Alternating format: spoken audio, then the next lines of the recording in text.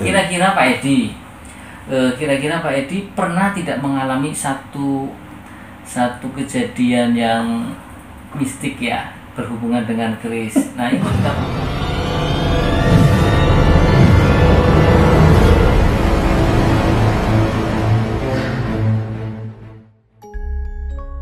Assalamualaikum warahmatullahi wabarakatuh. Salam sejahtera, rahayu, rahayu, rahayu, salam budaya. Selamat datang di channel saya Pusaka Jawa Official bersama saya Mas Oo. Kita akan sebentar lagi kita kedatangan tamu Pak Edi. Silakan Pak Edi. Oke. Nah ini Pak Edi. Pak Edi ini termasuk kolektor dari Selawi. Selawi ya Pak Edi ya? Selawi. Jadi Pak Edi termasuk kolektor Selawi yang pastinya kenapa saya manggil yang deket-deket dulu karena sebenarnya untuk wilayah Tegal, Brebes, Selawi itu banyak kolektor yang mempunyai keris yang bagus-bagus tapi memang tidak terekspos. Tidak terekspos bukan karena tidak mau diekspos tapi tidak ada yang mengekspos. Nah maka dari itu saya mencoba untuk mengkolek satu persatu. Ini dari Pak Edi. Bawa keris berapa Pak Edi? Ini dua keris ya. Nah ini Gayaman sama Brangah ini ya. Brangah. Nah, ini keris yang mau dibahas keris mana dulu Pak Edi? Tentunya pastinya kan sahabat Pusaka Jawa pengen melihat keris mana dulu. Mundarang dulu apa ya? Oh Mundarang. Dapur Mundarang ini. Dapur Mundarang. Teman-teman coba. Pak Edi. Ini yang namanya Dapur Mundarang. Ya, teman-teman harus tahu ini ricikan Dapur Mundarang seperti itu. Ini istimewa ini Dapur Mundarang ini. Moga Pak Edi. Nah, Dapur Mundarang sendiri itu kira-kira tangguh mana Pak Edi? Kalau dilihat dari bentuknya dan kondisi yang ada sesuai dengan literatur di buku perkerisan sini tuh dari Tangguh Mataram kelihatannya. Mataram. Jadi Tangguh Mataram punya ciri-ciri tersendiri teman-teman. Jadi Mataram itu kalau Majapahit kan kecil, wingit, sinengker, angker lah ya angker. Nah kalau Mataram karena hampir mirip dengan Majapahit. Kenapa hampir mirip? Karena empu-empu Mataram itu anaknya empu-empu Majapahit yang mengabdi kepada Mataram, tapi dia agak lebih panjang. Nah seperti ini. Ini bilanya saya bilang apa ya? Bagus, wangun ya. Jadi ini simetris. Ini mundarangnya aja pakai gigir sapi. Ya. Dibilah tengahnya itu kayak gigir sapi. Gigir sapi tahu ya? Punggung sapi yang begitu lancip. Nah ini ada gigir sapi. Terus saya lihat ini pamornya apa itu Pak Edi? Ini kelihatannya pamor Pedaringan Kebak. Pedaringan Kebak. Pedaringan Kebak filosofinya adalah untuk kerezekian. Pedaringan itu tempat menyimpan beras kalau di Jawa. Kalau di sekarang kosmos kali ya. Ya Pak Edi. Betul. Kalau dulu kan pakainya kendi. Iya kendi. Pedaringan Kebak jadi gentong. Jadi pedaringannya itu tempat beras itu penuh terus. Diharapkan si empu itu membuat ini yang punya keris ini itu mempunyai keluasan rezeki. Nah, keluasan rezeki itu jika rezekinya luas pasti tentunya mencukupi semua. Rezeki banyak belum tentu luas. Luas itu pasti berkah. Seperti itu. Jadi empu itu ketika menggarap sebuah keris pastinya punya tujuan dan maksud tertentu, dan biasanya kalau keris itu kan orderan dari yang mau bikin ya Pak Edi ya. Betul. Seperti itu. Nah ini warangkannya apa Pak Edi? Itu Katimoho ya. Katimoho pelet ya teman-teman. Ini warangkannya istimewa teman-teman. Ini kalau di Jogja bikin kayak gini mahal. Warangkannya aja bisa 1 juta lebih. Bukan saya nyombong, kita bukan. Nah look at this.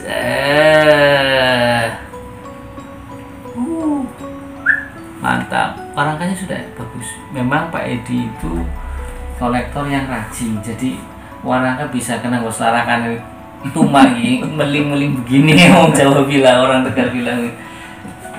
Terus ini kemungkinan Mataram Senopaten ya Pak Edi ya. Kelihatannya gitu karena pasibutannya luas sekali ini. Ini maaf Pak Edi. Ini mundaran ya teman-teman. Ini pamornya. Saya kasih tunjuk. Ini pamor. Ya. Ini pamornya nggak nyebrang gila. Keris yang bagus, pamornya nggak nyebrang gila. Ini garapnya jos ini. Ini kalau bahasa saya tangguh larang ini. Tangguh larang kalau dijual. Tapi ini Pak Edi mau dijual atau tidak ini? Iya kan? Seperti itu, pertanyaannya kan seperti itu. Ketika kita bahas keris biasanya kan memang ada yang idealis, enggak, saya enggak dijual, paling untuk anak cucu saya atau bagaimana. Nah kalau Pak Edi ini bagaimana ini untuk kerisnya ini? Kalau dijual kira-kira mungkin bukan dijual bahasanya teman-teman ya, terlalu vulgar di kita tidak mengenal dijual, dialih rawatkan, di mahar. Jadi kalau umumnya gimana Pak Edi?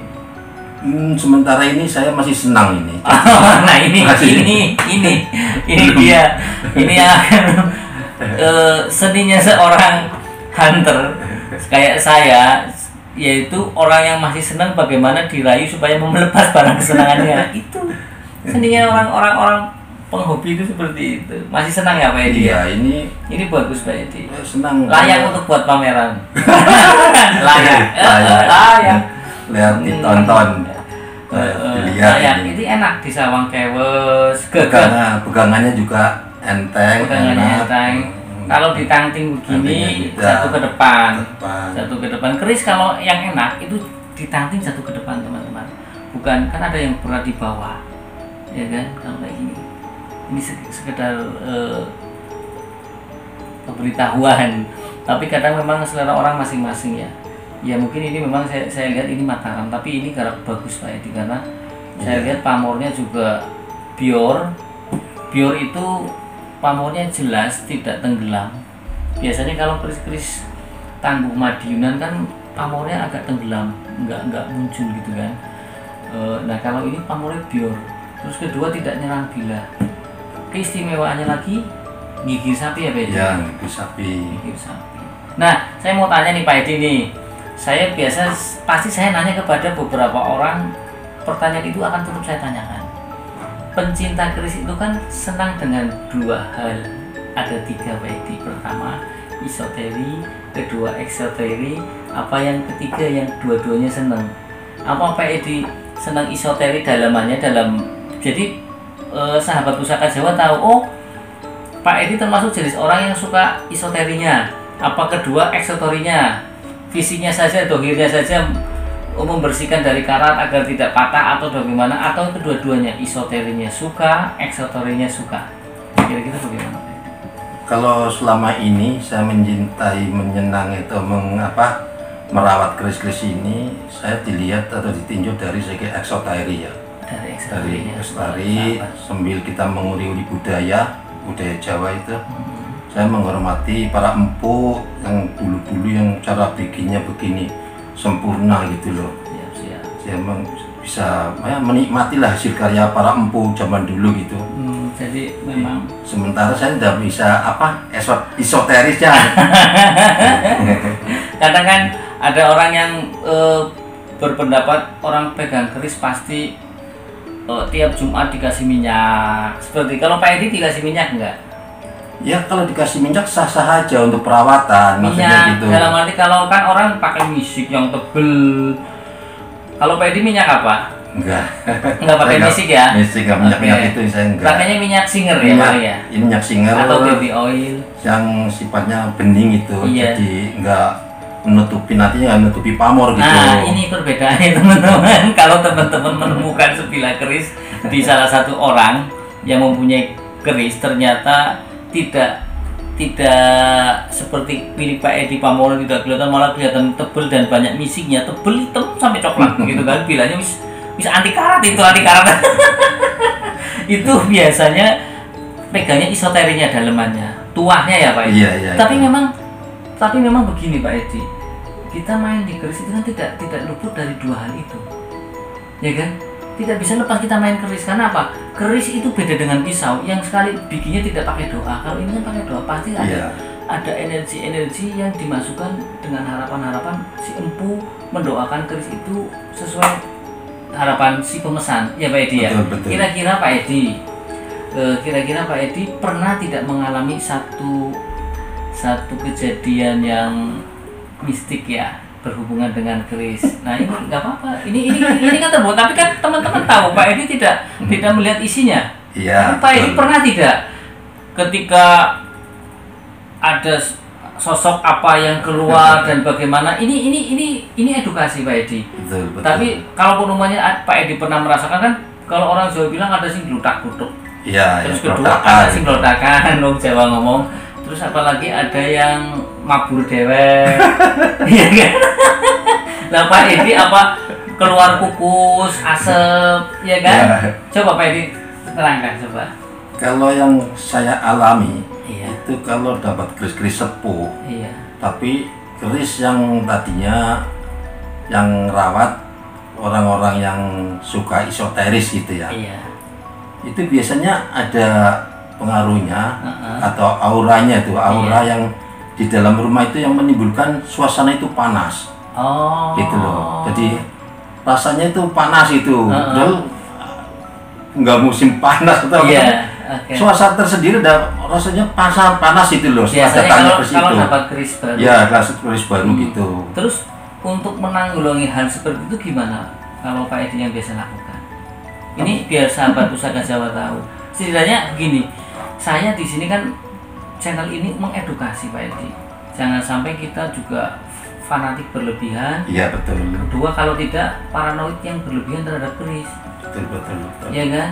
Nah, solusinya apa Pak Edi? Kalau saya menanggulangi hal-hal seperti itu, kita nggak usah tidak usah paranoid terus ini ini gara-gara keris ini. Kita santai aja, biar berlalu nanti 1 hari, 2 hari, 3 hari itu lama-lama akan hilang sendiri gitu loh. Biasanya seperti itu. Tapi ini sih bahasa bohong. Pasti punya bacaan atau ini bahasa bohongnya. Ini bahasa psikologi orang psikiater biar teman-teman sahabat sudah tidak tahu. Tapi kan pasti ada doanya yang kita pancing atau dengan apa dengan tentunya kan Pak Edi apa dengan bahasa adalah yang kayak gitu kita sesuai dengan keyakinan saya gitu aja. Masa harus dikeluarin ini yang jelas. Oke, berarti itu apa ya rahasianya Pak Edi tidak bisa dibuka. Jadi memang teman-teman Pak Edi kan kerisnya banyak ya. Mungkin lumayan lah. Saya pernah melihat koleksinya di rumahnya. Nanti kapan-kapan saya datang ke Pak Edi gantian. Saya kolek tapi datang ke rumahnya Pak Edi. Kalau sekarang kan Pak Edi datang datang ke studio Pusaka Jawa official ya kan, datang dengan membawa sebilah keris Mundarang dan satunya lagi kayaknya Skela. Tapi perlu teman-teman ketahui, keris Mundarang itu termasuk jenis keris langka. Betul itu. Benar Pak Edi? Benar. Termasuk langka. Makanya saya bilang Tegal itu bukan saya bilang gudangnya pusaka ya, karena teman-teman banyak, tapi tidak sedikit yang teman-teman menyimpan barang-barang yang bagus. Ini saya bilang bagus, garapannya bagus, sepuh. Ini terus bahasanya tangguh utuh sepuh. Kalau saya bilang tangguh larang ya. Kalau dijual ternyata kan Pak Edi tidak dijual ya. Jadi itu kita tidak bisa lari dari hal-hal goib untuk masalah ini, tapi kan tergantung personalnya mensikapinya. Kalau Pak Edi cuek saja nanti juga kedepannya mungkin nanti udah sendiri. Kalau di orang keris itu punya namanya tindih. Oh itu memang saya juga punya. Aku kan ya, saya punya tindih itu kalau bahasa Jawa nindih. Jadi ada di atas nindih ya. tempatnya posisinya di atas. Jadi itu Pak Edi punya pusaka tindih yang tua untuk meredam pusaka-pusaka yang galak-galak. Jendrale disitulah. Ya, itu Singosaren lah itu. Oh, Singosari. Pak Edi ternyata Ya, punya Singosari. Nanti kapan-kapan kita lihat. Bentuknya apa Pak Edi? Keris apa tombak? Kelihatannya sih Tombak. tombak. Berarti tombak Singosari. Karena Singosari itu besinya itu loh. besinya kotak. Iya, besinya kotak dan untiran bawahnya itu loh. Nah, ciri-ciri dari Tangguh Singosari adalah besinya kotak. Ya, besinya kotak. Jadi memang ini ternyata Pak Edi punya pusaka tindih juga karena, tapi menurut Pak Edi pusaka tindih itu harus tua atau tidak Pak Edi? Itu sudah melangkah lebih jauh lagi. Itu sudah melangkah lebih jauh lagi. Menurut ya, kalau saya lihat sering di mana youtuber itu yang sering cerita itu ya, keris tindih itu tidak harus keris tua. Nah, ya gitu. Yang penting kan fungsinya. Jadi bisa mengendalikan, meredam keris-keris yang lain. Gitu. Seperti itu ya Pak Edi ya. Iya, Pengayom. Sebagai pengayom. Jadi jendrale itu pusaka yang lain. Tapi syukur-syukur ada yang tua, terus utuh. Ya itu. Ke museum Pak Edi.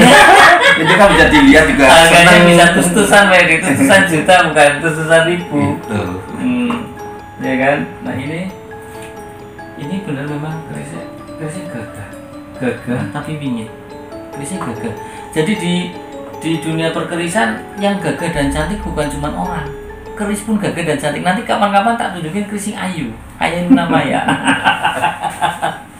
Ya Pak Edi ya. Jadi ini kita sudahi dulu pembahasan tentang Mundarang. Kerisnya yang jelas ini kerisnya Pak Edi punya Mundarang yang garapnya bagus, tidak nyerang bila, pamore buyor, gigir sapi. Ini gigir sapi teman-teman. Kelihatan nggak ya gigir sapi?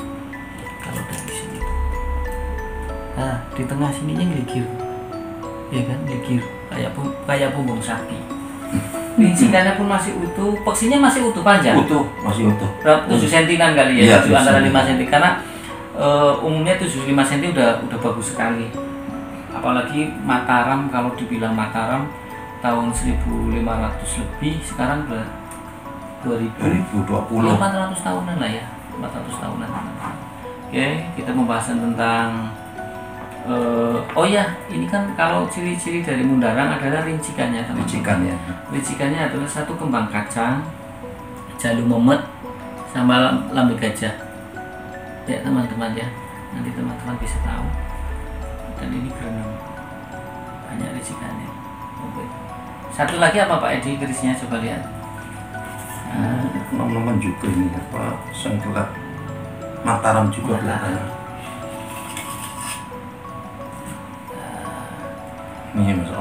Nah ini teman-teman, ini yang namanya sengkelat. Kalau teman-teman perlu ketahui, sengkelat itu yang pertama bikin adalah, kalau saya tidak salah ya, itu Empu Supo. Kalau ini dengan itu terus bingung menamainya, akhirnya saking enaknya nyengkel air, nyengkel air dari sengkelat, nyengkelit di sini ya. Itu berbagai versi namanya. Nah ini tangguh mana Pak Edi? Ini Mataram juga ini. Mataram. Iya. Oke, Mataram. Ini kebetulan sengkelat log 13, pamornya udan emas ini. Istimewa. Ya, ini lumayan ini. Biasanya udan emas itu untuk banyak lurus. Betul Pak Edi, setuju. I agree, saya setuju bahwasanya ini, maaf Pak Edi. Ya. Monggo.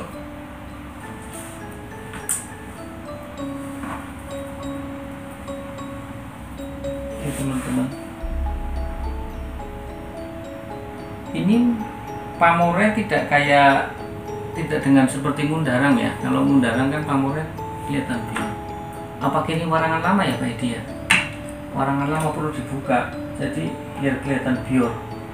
Bisa bior itu. Bisa bior ya Pak Edi ya. Ini mungkin warangan lama teman-teman. Jadi pamornya udah kena minyak terus, akhirnya kan kusam. Tapi ini juga ada korosi di sokokannya ini. Di sokokannya korosi. Korosi. Ini pamor kelihatan. Oke. Ya jelas ada ini. Pamornya. Nah, ini mungkin kalau sekilas mungkin seperti bonang rinenteng, tapi kalau dilihat ini udan mas. Kalau bonang rinenteng kan ini sana ada balok limanya, balok lima kayak di satu gaplek. Nah ini Pak Edi dengan sengkelat ini pastinya apa? Kalau udan mas filosofinya apa Pak Edi? Ya kerejekian lah. Kerejekian. Biasanya orang bilang itu kerejekian. Biasanya kalau udan mas yang paling seneng orang-orang ini Pak Edi, toko emas. Gitu ya. Iya, orang-orang Taiwan itu, orang-orang maaf ini Tionghoa. Biasanya banyak yang nyari seperti ini karena dipercaya ini adalah ketika membuat didoakan agar rezekinya lancar. Udan mas, udan itu artinya hujan, emas itu artinya emas itu yang buat perhiasan. Sokokannya dalam ya Pak Edi ya. Iya, Garapannya bagus Pak Edi. Garapannya bagus itu. Ya, bagus ini. Cuma saya udah korosif ini. Wajar Pak Edi. Kalau bicara orang tua terus giginya masih utuh ya itu udah jago. Tapi kan kalau namanya orang keris tua terus disuruh utuh semua ya nanti dulu Pak Edi. Iya. Ya kan. Kenyataannya kan kita lihat di pameran-pameran kolektor-kolektor itu yang sepuh-sepuh krewek-krewek tuh mereka pelihara karena mereka kan butuhnya otentik Pak Edi. Iya. Iya, butuh otentiknya. Ya kan? Jadi ini Pak Edi kolektor dari Slawi baru membawa 2 datang kemari apa istilahnya supaya mengenalkan ini juga maaf rangkanya Pak Edi. Nah, ini warnanya bagus ini kayu apa ini? Kalau kolektor begini nih tuh dikasih tanda tuh. Kalau saya enggak. Ini kolektor begini dikasih. Sengkelat, pamor udan mas, tangguh Mataram. Nah ini kodenya kode apa? Ini kode beliau. Ini rahasia empunya nih. Khawatirnya ini kode beli nih. Kode memaharinya ini. Untuk ingat aja. Hanya Pak Edi yang tahu. Untuk pengingat. Dan Allah Subhanahu Wa Taala saya kira istrinya pun tidak tahu ini kode apa. Kode togel apa kode alam. Nah, nih tak teman, ini mundarannya pun sama nih ada ini bukan barcode ya, bukan label tapi di sini ini nih, ini ada pertanyaan ini nih teman-teman. Ini kan ada nih keris lurus, dapur Mundarang, pamor pedaringan Kebak, panggung Mataram, tapi di belakangnya Ki Pambudi Rekso. Ini apa ini? Perlu ditanyakan ini, nggak bisa bohong ini yang tulisannya begini nih. Oke. Ya teman-teman ya. Aduh nggak kelihatan kayaknya. Ini ada tulisannya Ki Pambudi Rekso. Ki Pambudi Rekso itu siapa Pak? Iya. Apa mbae? Apa tanggane? Apa siapa? Kan kita harus tahu. Coba. Betul. Monggo. Ini kebetulan kita waktu itu ya Nayuh. Nayuh lah pokoknya. Kalau ditulis Nayuh lah ya. Nayuh gitu loh. Itu dia mengaku yang ada di dalamnya itu Ki Pambudi Rekso. Nah ini berarti yang Nayuh siapa Pak? Hah? Yang Nayuh sendiri? Ya, kalau saya lagi hari ya coba. Oh berarti sendiri, berarti Pak Edi punya kelebihan Nayuh. Nanti kapan-kapan keris saya ditayu semua. Asal gratis, jangan Nayuh bayar. Pusing kita. Keris kita banyak nanti habis dibuat Nayuh doang ya kan? Tapi tidak semua keris ada isinya ya Pak Edi. Iya, Ya? tidak semua keris. Okay. Sesuatu ada yang nggak mau. Ada yang diem aja gitu, walau bentuk ada diem aja. Ini aja nih ada Ki Ageng Pamutri. Saya nggak lihat ini. Ki Ageng Pamutri. Oh, ini ternyata ada tulisan Ki Ageng Pamutrinya saudara, sahabat pusaka. Tahu siapa itu? Apa dulu yang punya pertama atau tapi apa? enggak, jadi gini, yang mungkin ya Pak Edi ya, ini Ki Ageng Pamutri mungkin bahasanya ruhania atau khodam yang